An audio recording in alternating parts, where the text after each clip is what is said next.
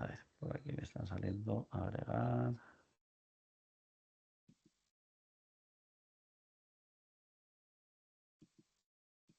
Muy bien, bueno, para los que no estuvisteis A ver, un segundito, la sala de espera.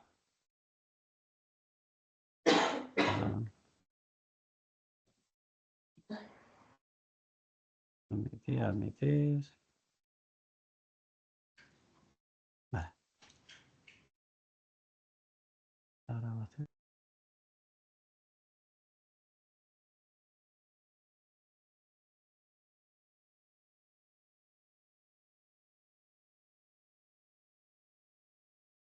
Vale. Venga, pues os comentaba, la semana pasada en la Q1 hicimos un poco la presentación, expliqué un poco la estructura de las quincenas, el guión del curso, que lo tenéis disponible. En fin, un poco dar la bienvenida, presentaros. Bueno, como ya os dije, soy Juanjo Rabaza y además de daros clase en Confort y Clima, voy a ser vuestro tutor. entonces, pues bueno, cositas problemas que os surjan y demás, pues los comentamos y lo vamos viendo. Y esta quincena, que es la quincena 2, que es la que ya empezábamos lo que es el curso, a ver la materia, actividades y demás, pues os comenté que os lo dejaba ya abierto, de manera que pudierais ir ojeándolo y bueno, y quien tuviera tiempo y ganas, adelantando y echándole un ojo. Quien no, no hay problema porque tenéis cada quincena, como ya sabéis, van a ser 2 semanas. Los recursos didácticos que en la teoría, pues tampoco, sobre todo al principio, pues no van a ser muy densos ni muy extensos. De hecho, esta quincena 2 solamente tenéis una actividad.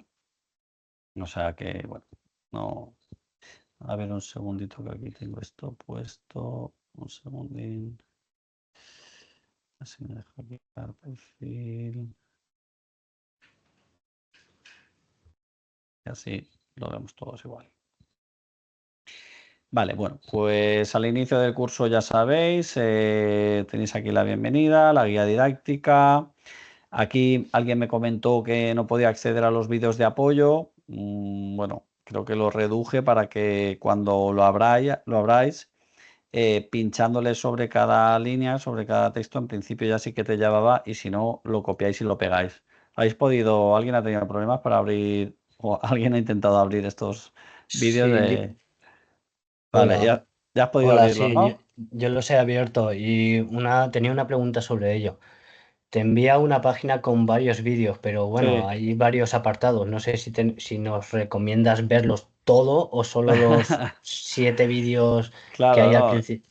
Claro, yo recomiendo, claro, ir viendo poco a poco. O sea, ya de momento los del principio, que son más genéricos todo, y luego pues ya conforme vayamos avanzando, ya sí que veréis que hay cosas del curso que coinciden con cosas que hay ahí. Pero bueno, es simplemente material de apoyo para que quien quiera y tenga tiempo le dé un ojo, pero vamos, no voy a evaluar de eso, ni mucho menos, ni es una cosa que sea necesaria para seguir el curso, ¿vale? Es independiente, eso digamos que te amplía un poco los conocimientos, pero no, no va a ser imprescindible para entender lo que vamos a ver aquí durante las clases, ¿vale?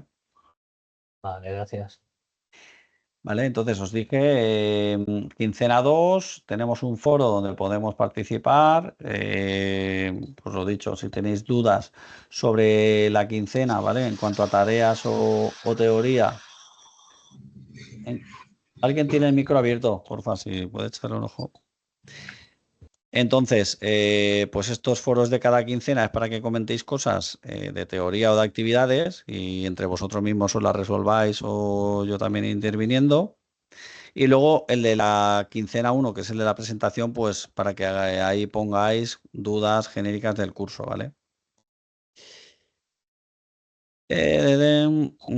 Aquí ya tenemos recurso didáctico 1, que esta era el recurso didáctico de teoría y la tarea asociada al recurso didáctico. Entonces hoy vamos a ver este recurso didáctico 1.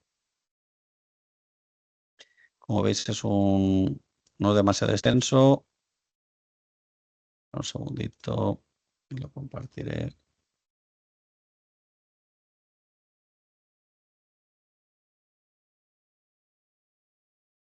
Vale, aquí, bueno, se habla un poco de conceptos, termodinámica, en fin, hay una serie de conceptos físicos y de la termodinámica que no vamos a entrar, que simplemente los explica. Yo de aquí me interesan 4 cosas, pero bueno, le dais la leída y de aquí salen muchos conceptos y bueno, sí, conceptos y denominaciones de la base de todo lo que se suele tocar cuando hablamos de climatización o refrigeración o confort, ¿vale? Entonces, vamos a darle un ojo al temario. Conceptos físicos asociados a la refrigeración y al aire acondicionado. Conceptos físicos y termodinámicos que intervienen en los procesos de refrigeración, refrigeración doméstica, comercial, industrial y aire acondicionado, ¿vale? Nosotros nos vamos a centrar en principalmente aire acondicionado, solo que la forma más sencilla de entender el aire acondicionado muchas veces es recurriendo a sistemas de refrigeración domésticos básicos, lo más simple, pero es donde más fácil es de entender y más visible el tema de los componentes de un equipo de frío, de un equipo de clima y para qué función tiene cada uno de esos componentes, ¿vale? Conceptos de presión y de temperatura, pues todo lo que sea refrigeración, climatización, presión y temperatura son conceptos fundamentales. La ebullición y condensación de fluidos, ¿vale? Ebullición también nosotros lo vamos a llamar evaporación, ¿vale? Al final, ebullición, todo el mundo sabe que el agua hierve a 100 grados. Pues en nuestro caso vamos a trabajar con fluidos refrigerantes, que es lo que va dentro del sistema de frío o de clima, ¿vale? En vuestro aparato de aire acondicionado de casa hay un líquido refrigerante, que es ese que cuando se escapa os toca apagar una mortera o tirar el equipo. ¿Eh? Eso os suena, ¿no? Os suena, ¿no? Os suena eso de...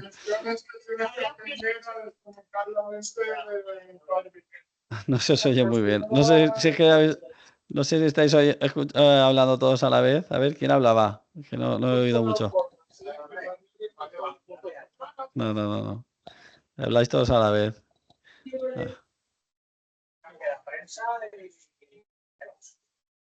Joder.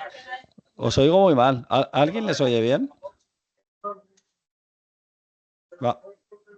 Yo les oigo fatal. O fatal, ¿eh? A ver, tenemos aquí un chat. No se le escucha, no se le No se escucha a nadie. A ver. Yo creo que tiene el micro abierto. Sí, no, pero yo creo que estaba como queriendo comentar algo, pero vamos a ver si... ¿Esto qué? Silenciar. Este de aquí también. Vale, todos callados. A ver. Vale.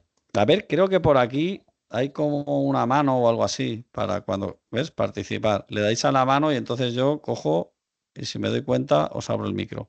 Y si no me doy cuenta ya, pues habláis. A ver, tal. Vale. Vale. Bueno, la grabación se ha iniciado, sí. Vale. Estáis viendo el temario, ¿no? Punto 1, tal. Vale. Pues estábamos con el tema de ebullición, estaba hablando de que la ebullición aquí se refiere al tema del agua, que a los 100 grados vemos en la olla cómo empieza a evaporarse el agua.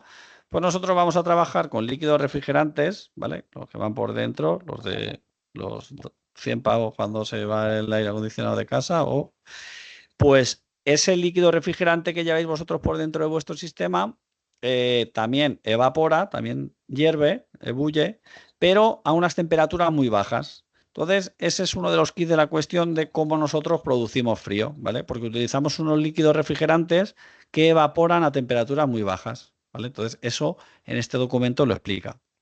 Y condensación de fluidos, ¿vale? Y también condensan a temperaturas elevadas, ¿vale? Nosotros El agua, pues la condensamos en procesos de enfriado. El refrigerante también, solo que a temperaturas bastante más altas. Entonces, ¿dónde condensamos el refrigerante? En el aparato vuestro de casa, ¿dónde condensamos el refrigerante? Si estoy En levantando el la mano. condensador. En el condensador, ¿vale? Que el condensador es la máquina que está afuera, ¿vale? Entonces, si estamos trabajando normal, no trabajamos en un ciclo de bomba de calor, sino trabajamos en un sistema normal. En la máquina de fuera condensamos. Entonces, al condensar, pasamos nuestro gas refrigerante de estado gas a líquido, ¿vale? Y generamos líquido, ¿vale? Entonces, quedaros con esas cositas. Vamos a ver también diagramas de cambio de fase, que es eso que os estoy diciendo ahora. Pues en ebullición pasamos de líquido a vapor y en condensación de vapor a líquido, que eso es lo que hace nuestro sistema de refrigeración dentro del circuito, estar constantemente, dependiendo en la parte que estemos del circuito de frío, del circuito de refrigeración, ¿vale? Del tubo, estamos condensando o evaporando. Tendremos un diagrama presión-entalpía, ¿vale? Que esto ya es un poco más avanzado, no le haremos mucho caso. Un circuito frigorífico de expansión directa básico, donde ya vamos a ver eso que os estoy comentando ahora.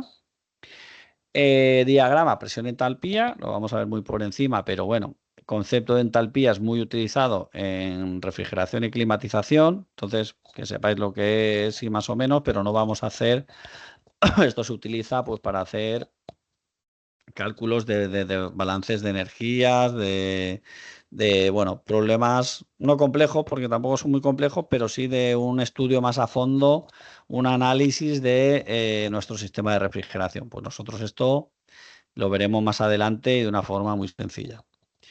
Circuito de refrigeración, flujo másico y potencia frigorífica. Bueno, flujo másico es, también nos lo dice el diagramita este de aquí, pero bueno, nosotros como no vamos a hacer grandes cálculos ni nada de esto, pues vamos a obviar esta parte también. Potencia frigorífica sí que nos interesa, sí que lo vamos a ver y vamos a hablar y vamos a hacer una simulación, entre comillas, muy por encima de lo que sería un cálculo de cargas térmicas para saber la potencia frigorífica que te hace falta, ¿vale? Al final la potencia de frío es, tú cuando vas a comprar un aparato de frío, tú lo que dice, el de la tienda te dice, ¿qué potencia quieres? Pues esa potencia frigorífica es la que dan nuestros equipos de frío. Habréis escuchado frigorías hora, kilocalorías. Bueno, normalmente, normalizado, se habla en kilovatios, ¿vale? Que a veces confunde porque hablar de kilovatios, como es una unidad que se utiliza también en electricidad, pues no es lo mismo, ¿vale? Potencia en kilovatios puede ser eléctrica o frigorífica. Quedaros con eso de momento. Movimientos de fluidos en recintos cerrados, de regla de los 5 más 1, ¿vale? Todo esto ya son explicaciones más extensas que no vamos a entrar tanto, pero bueno, lo veremos por encima. Arrastre de fluidos en movimiento bifásico, golpes de presión, ariete o líquido. Vale. Giovanni, cuéntame. Giovanni, te tengo... Sí, perdona. Vale. Digo que el 1.7 y el 1.8 no están en las hojas que nos has enviado. Ah, no, pues mira, mejor. Vale. Sí, pues es lo que te digo, que esto ya era más extenso y pues probablemente me metí y modifiqué el PDF y ya me lo cargué. Vale. Gracias. Vale, entonces aquí volvemos a estos conceptos de presión y temperatura. Presión. Es que aquí te pones en la teoría pura y dura y son unos conceptos que si no lo visualizas, hablar de presión teóricamente, pues complicado, ¿vale? Pero aquí nos hace la explicación. Vamos a ver lo que nos dice. Presión. Cuando una fuerza se aplica a una superficie, el efecto producido depende del tamaño de esta superficie. Por ejemplo, un hombre con unos esquís, figura 1, todo aquí, puede estar de pie sobre la nieve y sin ellos se hunde, ¿vale? Pues correcto, ¿vale? Sin ellos se queda con la bota y se hundiría, ¿vale? Porque la presión tiene que ver con la superficie que está ejerciendo.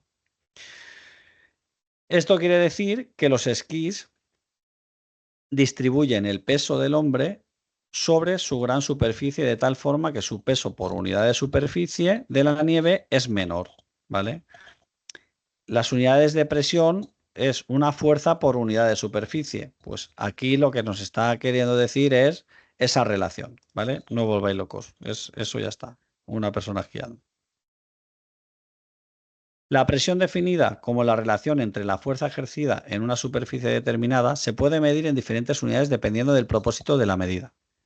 En refrigeración es más importante la distinción entre presión absoluta y relativa, ya que entre ellas existe una diferencia de una atmósfera, o lo que es prácticamente lo mismo, un bar, o un kilogramo centímetro cuadrado. Vale. Un bar es la unidad 1. Bar, el 1 es la cantidad, ¿vale? Un bar, 2 bar, 3 bar, 4. La unidad bar es en lo que vamos a, cuando nos refiramos a presiones, vamos a hablar aquí en bares, ¿vale? Nosotros si cogemos un manómetro, el manómetro nos va a decir la presión en bares y vamos a ver la escala que tenga en función de si es el manómetro de alta o el de baja y nos va a venir en bares. Y aquí dice, claro, estas tres cosas son la misma. Una atmósfera, un bar, un kilogramo centímetro cuadrado, son maneras de hablar en términos de presión, ¿vale? Nosotros, ya os digo, vamos a hablar en un bar. El ejemplito del esquí lo dice por esto, ¿vale? Porque es un peso, una fuerza ejercido en una superficie, el esquí, ¿vale? Pero no hace falta entrar a fondo. Yo de aquí os digo que os quedéis con que nosotros, a la hora de hablar de presiones, nos vamos a quedar con esto es lo que es el sistema internacional, ¿vale? Bares. La presión absoluta es la ejercida contra una superficie que en el otro lado tiene el vacío absoluto, mientras que la relativa es la presión ejercida contra una superficie que en el otro lado tiene la presión atmosférica, siendo esta última la que miden los manómetros, ¿vale? Entonces, de aquí me interesa que sepáis que la que nosotros medimos con nuestros manómetros, ¿vale? Los manómetros son cuando veis al operario que va a vuestra casa a poneros refrigerante o a haceros la instalación, lleva como unos relojitos, que estos relojitos son los mismos que se utilizan para hinchar la rueda del coche, para hinchar la rueda de la bicicleta, unos relojes, ¿vale? Donde llevan unas agujas y marcan unas presiones en bares. Pues esas presiones nos está diciendo que no es presión absoluta, ¿vale? Es una presión relativa, ¿vale? La que nos manda, la que nos dice el manómetro, ¿vale? Ya os digo, de momento, presión absoluta, aquí os cuenta que es una cosa y tal, y relativa o manométrica, otra. Pues vosotros quedaros que la que nos miden los manómetros es la relativa, presión relativa, ¿vale? Y tiene un bar de diferencia respecto a la absoluta. De momento, eso. Cuando se miden presiones con manómetros, debe considerarse que los manómetros se taran con la presión atmosférica como referencia, pero esta, dependiendo de la ubicación, altitud y de las condiciones atmosféricas, es variable. Por lo que podemos encontrar casos en los cuales el mismo manómetro mide diferente según esté a nivel del mar o en una zona interior elevada, ¿vale? Esto para nuestro día a día pues tampoco lo vamos a tener muy en cuenta, ¿vale? Porque no hay tanta diferencia con unos manómetros en función de esta altura. O sea, no lo cuenta como curiosidad, pero no hace falta que os lo aprendáis tampoco. En refrigeración también es muy habitual hablar de presión en grados centígrados. Eso también es importante, ¿vale? Porque muchas veces hablamos de temperatura de evaporación o temperatura de condensación.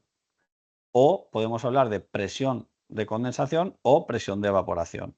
Entonces, hay unas reglas, ¿vale?, que nos dicen a qué presión-temperatura equivale un determinado fluido, ¿vale?, qué valores tiene a cierta temperatura. Entonces, por ejemplo, pues ya veréis tipos de refrigerantes, pero refrigerantes utilizados 410, 407 eran gases antiguamente utilizados para el aire acondicionado. Pues tú el aire acondicionado, tú sabes que la temperatura del fluido dentro de tu aparato tiene que estar por encima de 0 grados, ¿vale? Está pues unos entre 4 y 7 grados, ¿vale? porque si tú tienes 4 o 7 grados en el aparato y tú tienes tu comedor a 25 o 30 grados, pues si yo tengo una diferencia entre mi fluido dentro del aparato y la temperatura de la estancia, de la habitación, mi fluido va a robar calor a eso. Entonces, yo tengo una temperatura de evaporación de unos 5 grados, vamos a ponerle.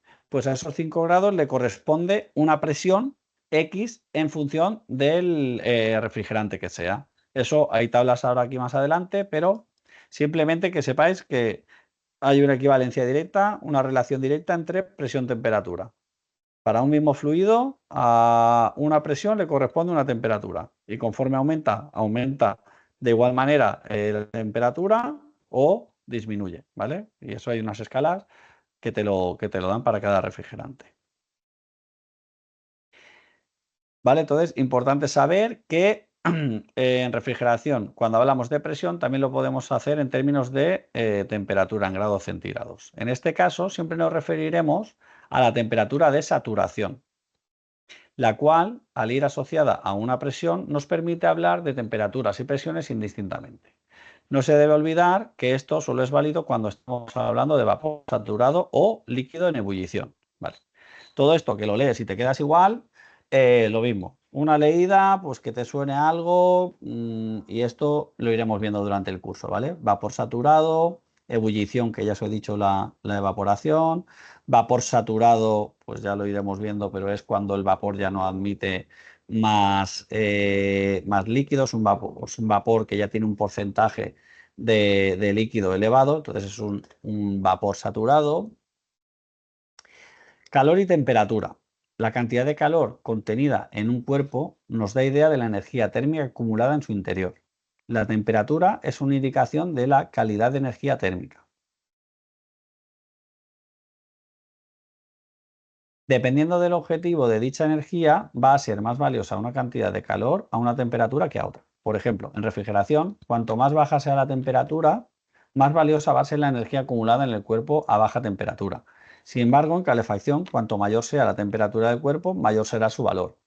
Lo que os he dicho, ¿vale? A nosotros nos interesa, para enfriar algo, nos interesa tener algo a una temperatura baja. Entonces, en refrigeración, cuanto más baja sea la temperatura, más valiosa es esa energía, porque nos interesa una energía frigorífica baja, o sea, elevada pero a baja temperatura, y al contrario para calor, ¿vale? Porque pues, cuando tenemos una caldera en marcha, la caldera la tenemos que el agua sale a unos 80 grados y va por los radiadores, pues si está a 80 y la estancia está a 10 grados, pues poco a poco me va a ir calentando la temperatura del local, del ambiente. Pues es así de lógico directamente, ¿vale? Calentamiento del agua, vale, aquí nos dice unas condiciones, nos dice las 4,187 calorías del agua, que eso nos sirve para hacer conversiones, ¿vale? Que en nuestro caso no vamos a trabajar con conversiones de unidades, o sea, como mucho, os voy a pedir la equivalencia más básica, que es la de hacer la conversión entre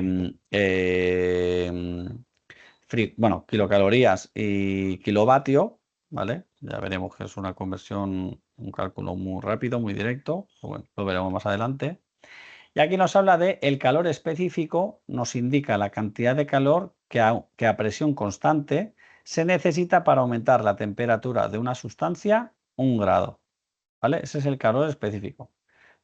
Cantidad de calor que a presión constante se necesita para aumentar la temperatura de una sustancia 1 grado.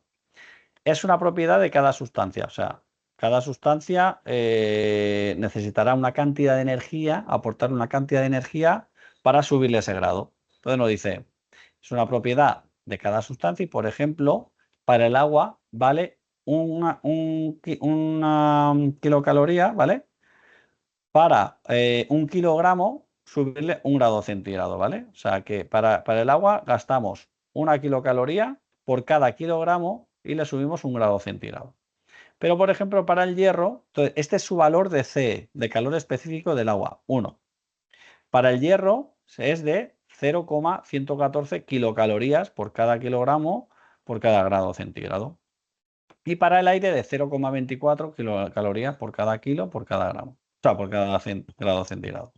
Entonces, estos son conceptos básicos que siempre vais a oír cuando nos estemos refiriendo a climatización o a refrigeración. De momento, leidita que os suene un poco y ya está.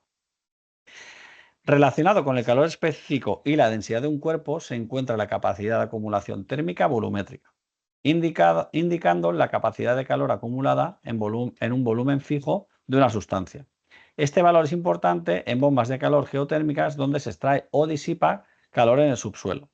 ¿Vale? Es importante para eso, es importante para nuestro sistema de expansión directa, ¿vale? Porque nuestro sistema de expansión directa, al final, lo que estamos haciendo es trasegar un caudal, ¿vale? En un circuito cerrado, que es el refrigerante, y quien nos lo hace trasegar es un compresor. Ese compresor desplaza X volumen, ¿vale? X volumen. Entonces, pues bueno, aquí dice que es importante para bombas de calor geotérmicas, pero bueno, en climatización y refrigeración también tiene su peso, pero no vamos a entrar, ¿vale? Que os suene un poco, que está ahí el volumen, la acumulación térmica volumétrica, pero bueno, concepto también para que os suene. Esto, ya más interesante para vosotros. Ebullición y condensación de fluidos. Cada sustancia puede existir en tres formas diferentes: sólida, líquida y gaseosa. El agua es el ejemplo más natural. En estado líquido es el agua que nos rodea por todas partes y en forma de gas es vapor de agua, y en estado sólido es el hielo. Lo común a estas tres condiciones es que las moléculas permanecen sin cambios. Misma fórmula química, H2O. Bueno, no vamos a entrar tampoco en química, pero bueno, los estados y condensación y ebullición, eso sí que es importante. La temperatura y la presión a que está expuesta una sustancia determinan si está en forma sólida, líquida y gaseosa. El punto de fusión es la temperatura a la cual una sustancia sólida se convierte en líquido, ¿vale? Punto de fusión. Durante la fusión, la temperatura de la sustancia no cambia.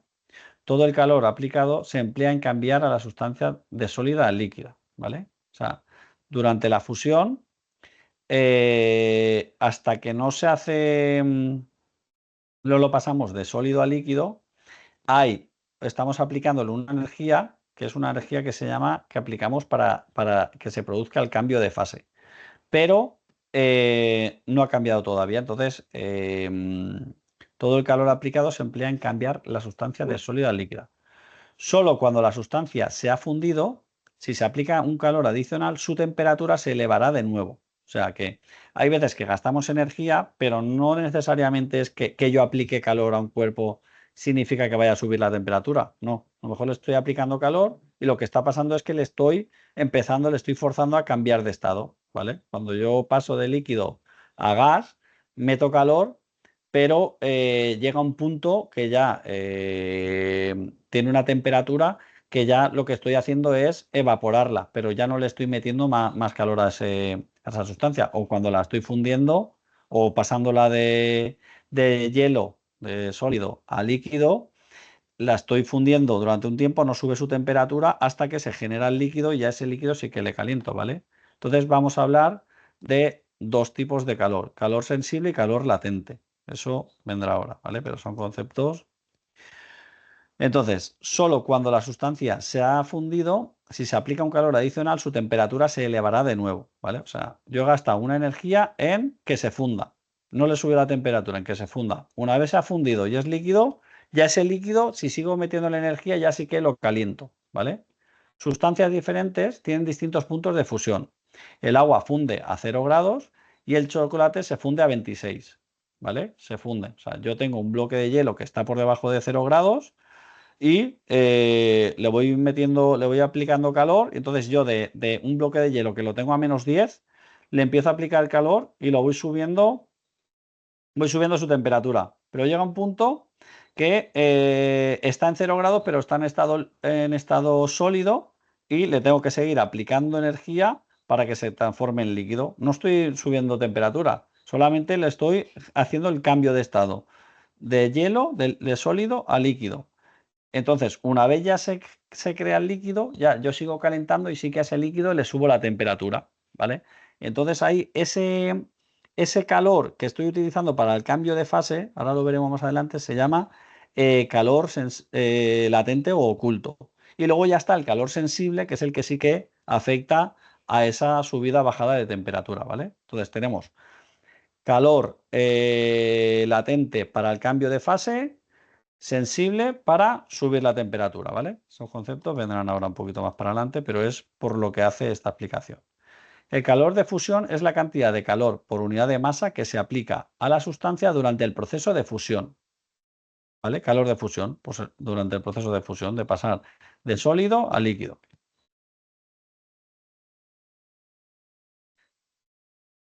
El conocimiento del proceso que se lleva a cabo durante el cambio de estado de una sustancia es importante en la refrigeración a causa de que el cambio de estado se realiza a temperatura constante. ¿Vale? El cambio de estado a temperatura constante. O sea, yo estoy metiendo energía, pero no le cambio la temperatura, ¿vale? O sea, es un cambio de estado a temperatura constante. Eso, cuando veamos el diagrama de Molière, veremos cómo sucede esto, ¿vale? Son cosas ya muy avanzadas, pero aquí, ya os digo, es una introducción densita de la que yo hoy el primer día realmente os estoy contando aquí la chapa, pero a mí lo que más me interesa, que se os queden conceptos de ahí, muy importante, pero bueno, porque por lo menos os suene algo, pero que aquí también te va explicando el tema de la condensación, de tal, pero a mí de aquí me interesa esos diagramas de cambio de fase, como, bueno, aquí ahora entraremos en la aplicación, pero sobre todo será venirme a esta parte de aquí, ¿vale? Esto ya es el diagrama de Molière. Todo esto son cosas que vamos a ir viendo durante el curso, solo que ahora, pues de un plumazo, te hace un resumen de todo. Entonces, muy denso y demasiado específico para ahora, para el inicio, pero si ya veis conceptos que por lo menos os van a ir sonando, pues ya yo creo que luego ayuda un poco a entender el resto. Pero de aquí... Vale, de aquí ya empieza también a resumir las partes del circuito de frío, ¿vale? Circuito frigorífico, ya vemos lo que es un evaporador, ¿vale? Un evaporador donde en el evaporador se evapora el fluido y nos lo hace todo con explicaciones teóricas bastante densas. El compresor, que es el encargado de hacer que circule el refrigerante por todas las partes del circuito, de manera que podamos evaporarlo en el evaporador, que es la parte de dentro, y condensarlo en el condensador. ¿Vale? Aquí tenemos el condensador, que es muy parecido al evaporador, solo que, bueno, es el que se pone en la parte que no vamos a enfriar. Válvula de expansión. Circuito básico de refrigeración y de clima, ¿vale? El circuito básico, ¿vale? Lo básico por lo que vamos a empezar, que vamos a estar por lo menos 4 quincenas viendo esto que estamos viendo hoy así todo muy denso y muy compacto y tal. Esto lo vamos a estar viendo desarrollado en 4 quincenas, o sea que no os hago bien ninguno y tal, y simplemente yo cuento las cosas para que se os vayan quedando y os vayan sonando cositas, y si de aquí se os queda un 15%, yo feliz. Ahora, lo que sí que quiero que se os vaya quedando y sí que creo que es más fácil de entender y de visualizar y de ver, circuito de refrigeración y los 4 componentes, ¿vale? Eso sí que entre esta quincena 2 y la quincena 3, pues bueno, ya prácticamente veréis como lo voy a repetir tanto, ya prácticamente se os quedará. Sistema de compresión, ¿vale? Que esto es el circuito que tenéis en casa, en una nevera, en una cámara frigorífica, en todas partes. Estos 4 componentes están sí o sí. Un compresor, un condensador, un sistema de expansión y un evaporador, ¿vale? De manera que yo con el compresor hago circular el refrigerante, ¿vale? Cuando yo lo saco con una temperatura elevada y una presión elevada, ¿vale? Aquí nos dice lado de alta presión. Sale el refrigerante y al primer sitio que va es al condensador, a la máquina de fuera, ¿vale? En el condensador se condensa, lógicamente, te lo dice la palabra, ¿vale? El condensador se condensa. ¿Qué es lo que hace el refrigerante? Aquí está en estado a alta presión y alta temperatura, ¿vale? Alta presión y alta temperatura. Cuando llego al condensador, que el condensador está a la temperatura ambiente, yo aquí a lo mejor tengo el refrigerante a 80 grados. Pues bueno, este fluido, este gas, cuando lo bajo de X temperatura me empieza a condensar. Entonces, como la temperatura de condensación va a estar por debajo de la temperatura ambiente, yo puedo condensar el fluido. Entonces, lo condenso y lo llevo a la válvula de expansión, que la válvula de expansión es como si fuera un difusor de estos que veis en los jardines, un aspersor que difumina, tira agua, pero muy, o sea, no es un chorro, ya empieza a haber una mezcla de agua y de aire, ¿vale? Lo vaporiza de cierta manera. Pues aquí con el refrigerante hago lo mismo, lo empiezo a evaporar, ¿vale? Y cuando lo evaporo, lo enfrío. Entonces entro al evaporador, que es el aparato de dentro de casa, y intercambio temperatura con la temperatura del salón. Entonces se acaba de evaporar porque realmente, como viene muy frío, con la temperatura que tengo que quiero enfriar, se me calienta el líquido refrigerante y lo que pasa es que se evapora. Entonces me llega el vapor a la aspiración del compresor y vuelvo a hacer el ciclo, ¿vale? Entonces este es el ciclo que vamos a estar viendo durante estas quincenas, ¿vale? El ciclo de compresión simple, un compresor, un condensador, un sistema de expansión y un evaporador, ¿vale? Y esos conceptos que estamos viendo, pues son conceptos que nos ayudan a entender qué es lo que pasa aquí con el refrigerante, con la energía, el estado en el que está, porque hablamos de temperatura de evaporación o presión de evaporación, temperatura de condensación o presión de condensación, estas cosas, ¿vale? Entonces, es lo que esos conceptos van a ir apareciendo y nos van a ir ayudando a entender esto que os digo yo de forma muy rápida, que comprimimos un gas, lo condensamos, lo evaporamos y lo volvemos a llevar al compresor y con eso ya enfriamos, pues nos ayuda a entender qué es lo que más cosas que pasan realmente en ese ciclo termodinámico. Entonces, vale. Vamos otra vez donde lo habíamos dejado. He ido ahí para que veáis que todo esto donde nos va a llevar va a ser a que entendamos un poco ese sistema de refrigeración, ese sistema de expansión directa. Vale. Y estábamos viendo, pues bueno, esos conceptos de el calor de fusión, esos cambios de estado. Vale, aquí nos hace la explicación de el agua cuando se evapora a los 100 grados y demás. Vale, aquí creo que dice algo interesante. Dado que las características del agua son fáciles de observar y dado que el agua es el mejor refrigerante, vamos a utilizarlo como ejemplo para analizar el fenómeno de evaporación. Así de fácil. Cuando el agua se calienta, su temperatura se eleva hasta que empieza a hervir. Su punto de ebullición depende de la presión que se ejerza sobre el agua. En un recipiente abierto y la presión atmosférica normal y al nivel del mar, 760 milímetros de columna de mercurio, el agua hierve a 100 grados. ¿Vale? O sea, quedaros con esto. El agua en casa, si estoy más o menos a nivel del mar, cuando yo estoy a 100 grados de temperatura, o sea, meto con la encimera y eso está a 100 grados, el agua empieza a evaporar. Pero tengo que estar a nivel del mar.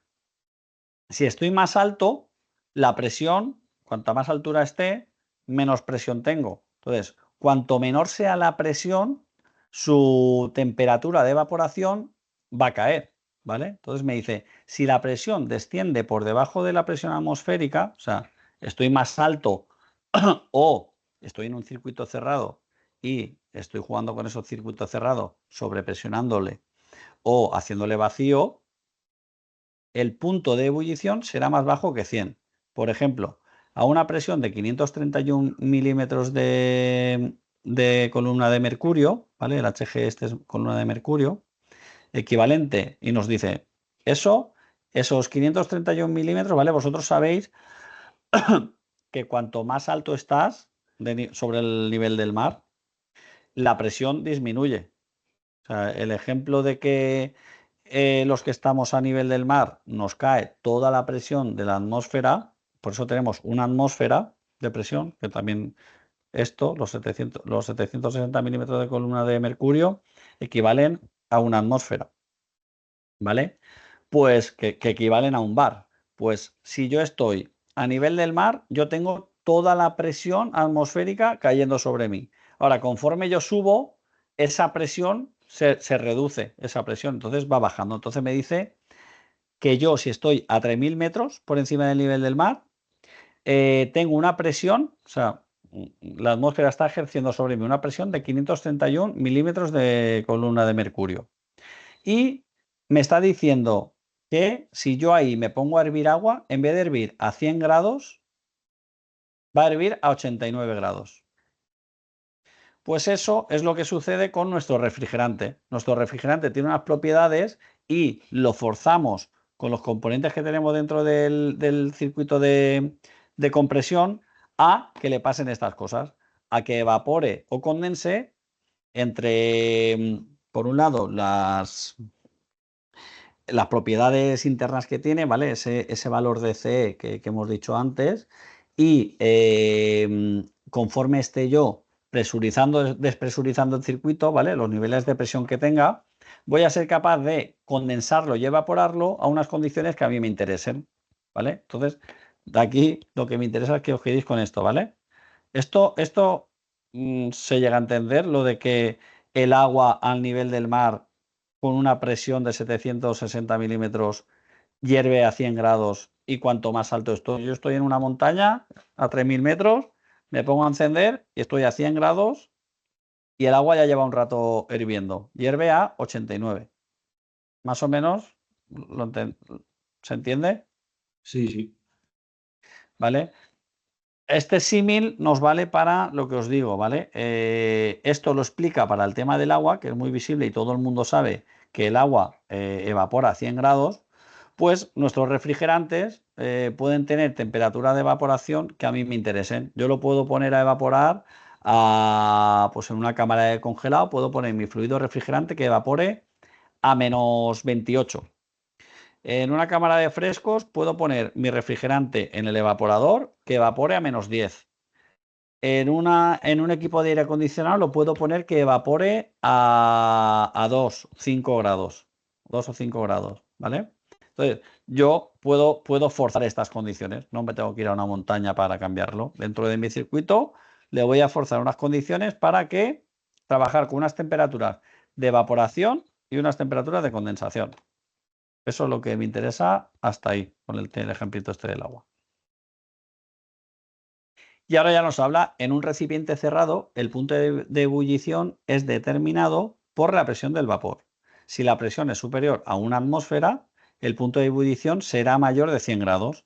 Por ejemplo, el punto de ebullición del agua es de 120 grados cuando la presión es de 2 atmósferas, ¿vale? O sea, 2 atmósferas. Tengo más presión que toda la presión atmosférica, tengo el doble. Pues al contrario que antes, ahora necesito calentarla más para que evapore, ¿vale?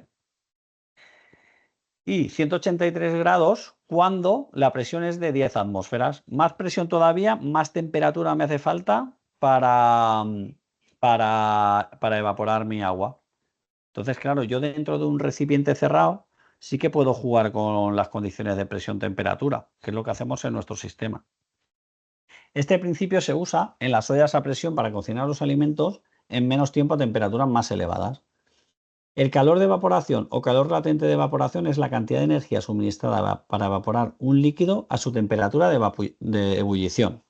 ¿Vale? Calor de evaporación, agua a condiciones de nivel del mar, 100 grados. La diferente, pues dependerá de la presión. Ahora nos lo vuelve a decir. En el agua tiene el valor de 539 kilocalorías kilogramo, ¿vale? Que es una energía de 2260 kilojulios kilogramo.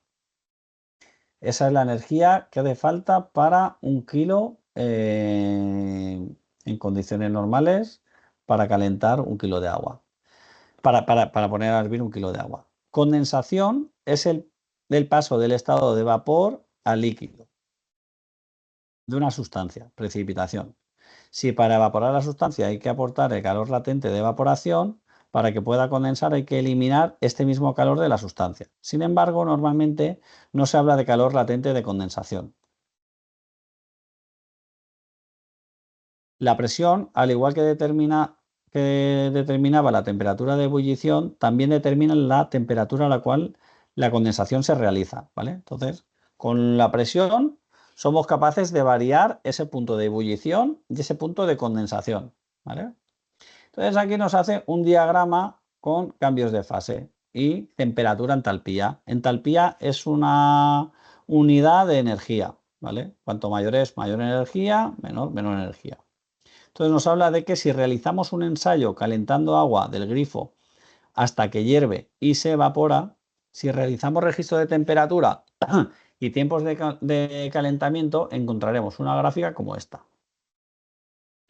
Entonces nos dice, vale, yo tengo tiempo de calentado, temperatura en grados, ¿vale? Y lo que va pasando, ¿vale? Entonces yo voy calentando. Aquí va subiendo la temperatura. Estoy en fase líquida. Voy calentando desde 0 hasta 100. Cuando llego a 100 grados, ya el agua está pasando, está haciendo el cambio de estado. De líquido que estábamos, como empezamos a evaporar, estoy un líquido más vapor. Ese líquido más vapor está un rato calentando, o sea, yo aquí estoy gastando energía, pero yo estoy en una mezcla de líquido y vapor. No estoy subiendo la temperatura, ¿lo veis? Estoy en 100 grados, no subo la temperatura, pero yo estoy metiendo energía. Y cuando llego a su punto de saturación que se llama, ¿vale? Ya empiezo a evaporarlo todo, ¿vale? Entonces yo he gastado aquí una energía que no me sube la temperatura, solo es para el cambio de fase. Pues esto se llama calor latente. Y luego aquí uno que sí que me sube ya la temperatura, solo que en estado vapor, que es sensible. Todo este que me está haciendo subir la temperatura en el mismo estado líquido, calor sensible. Todo esto calor latente porque no subo la temperatura, me mantengo, ¿vale? Pues dos conceptos importantes que siempre salen, refrigeración, clima, todo esto pues son el ABC, ¿vale? Entonces dice, en la abscisa se representa la entalpía, la cual expresada como tiempo de calentamiento nos da una idea del contenido energético aportado al agua. Y en ordenadas la temperatura registrada en cada momento con un termómetro. Para clarificar conceptos se ha tomado como ejemplo agua a la presión atmosférica. El diagrama comienza con el agua, vale, es lo que os he explicado.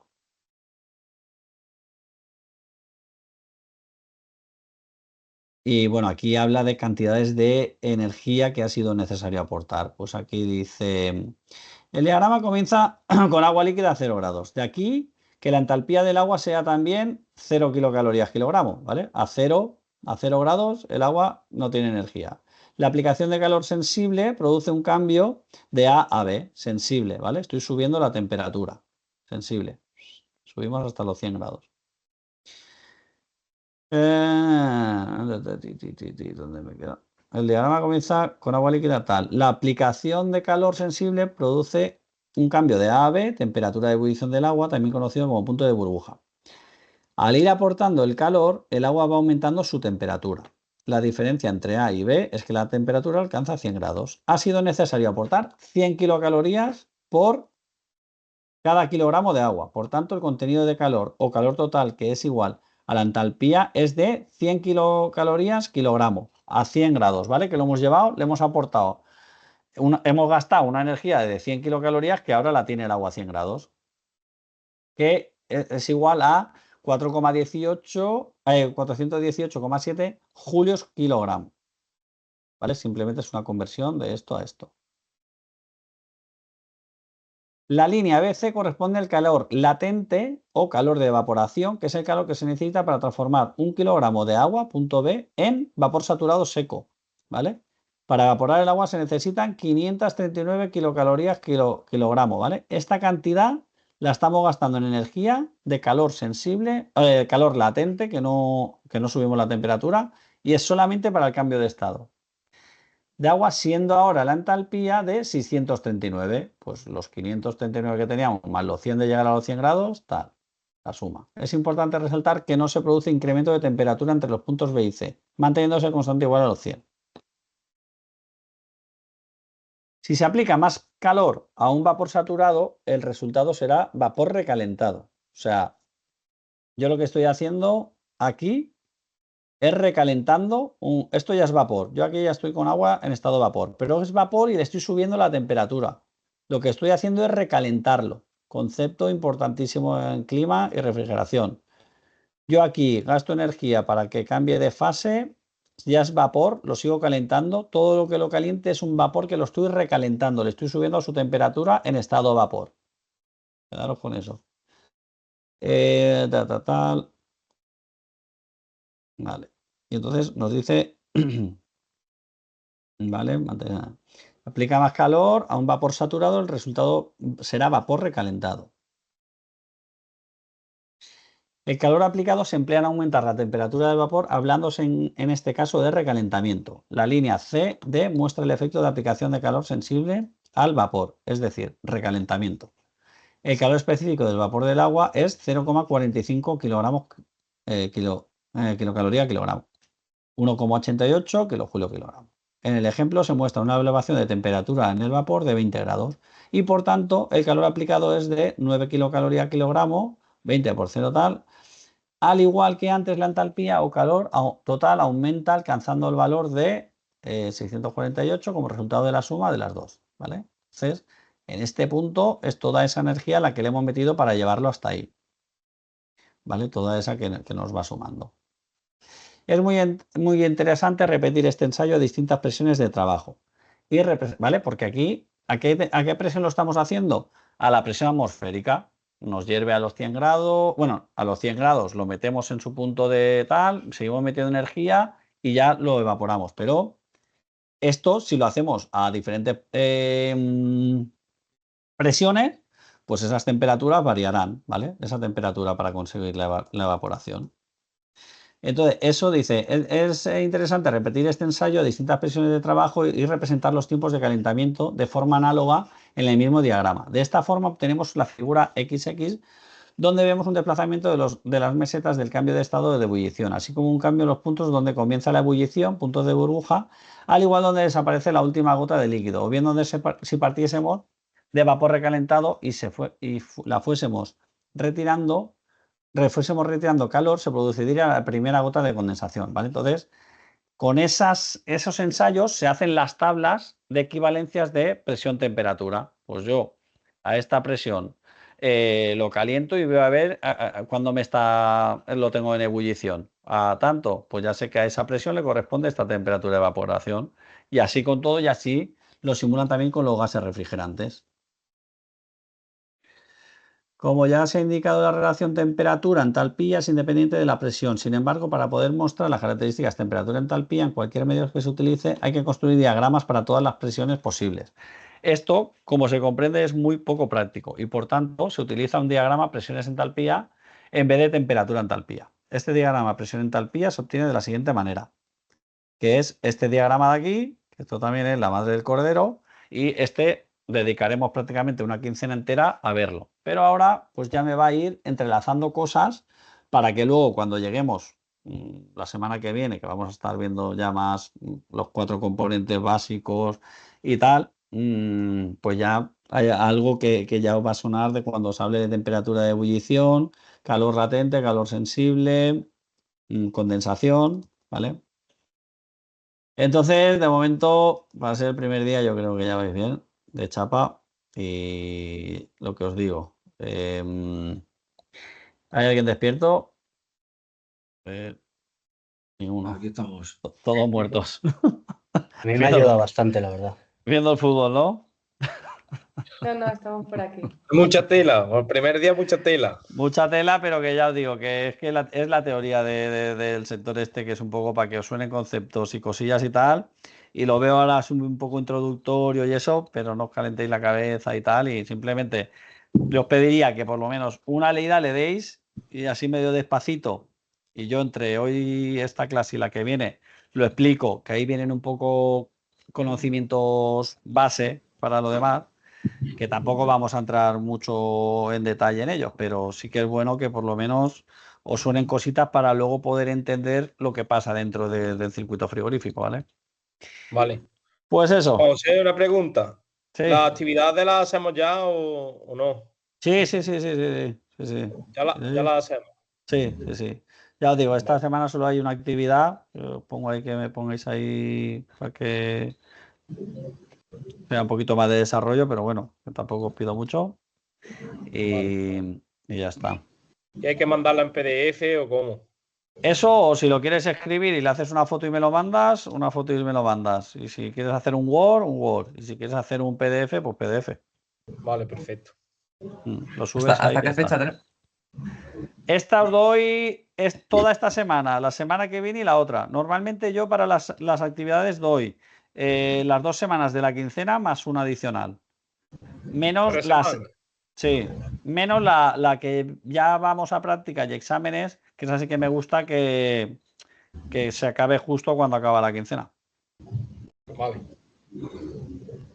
¿Vale? Perfecto. Bueno, pues nada, un placer para los que no nos habíamos visto todavía y nos vemos la semana que viene. Que vaya bien la semanita. Una cosilla, ¿puedo preguntar? Sí, cuéntame. Sí, ¿cuándo se va a poder elegir el grupo de prácticas? Eso creo que han abierto ya algo, no sé de qué manera, un foro, una encuesta, algo hay que lo hizo el jefe de estudios para que por ahí meteros en lo del portal del alumno y estas cosas, porque por ahí está lo del tema de pedir grupo. O si no está, que igual no lo han colgado aún, pero... Es que he visto lo de segundo, ¿no? No sé. He visto lo de segundo nada más. La segunda que... No, de segundo curso me refiero, que he visto de segundo curso, pero de primero no he visto nada. Ah, sí. Pues igual es que aún no lo han puesto. Es que como lo de segundo sí que es verdad que tienen las prácticas antes, pues igual por ahí. Vale. Estate atento y si no yo igual lo consultaré y la semana que viene os digo. Vale, gracias. Muy bien. Hasta luego. Bueno, buenas noches, que vaya bien. Chao, Chao, José. chao. Hasta luego, gracias. No.